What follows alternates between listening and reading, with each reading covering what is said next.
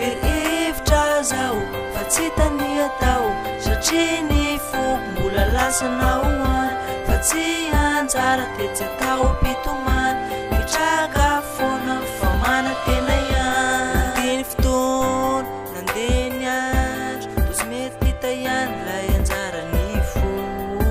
levizao manantena toko zao tsy izao ihany fa mba hiezaka ny tsioky raha teo tanteraka dia tsy maintsy miandry lay anjara lazavana mbola hoavy hevitra zao fa tsy tany atao satria ny foko mbola lasanao any fa tsy anjara dia tsy atao pitomany mitraka foana fa manantena ihany fa tsaiky misy na irery foana zao matsiaro mangina fa tsy misy ny olo tiny ka tsy atao akivy zany fa fiainana daholo anjarako tsy olany raha mbola ambony tany bibe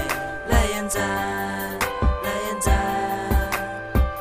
lazavana mbola hoavy hevitra zao fa tsy tany atao satria ny foko mbola lasanao any fa tsy anjara dia tsy atao pitomany mitraka foana fa manantena ihany hevitra zao fa tsy tany atao satria ny foko mbola lasanao any fa tsy anjara dia tsy atao pitomany mitraka foana fa manantena ihany firy-hevitra zao fa tsy tany atao satria ny foko mbola lasanao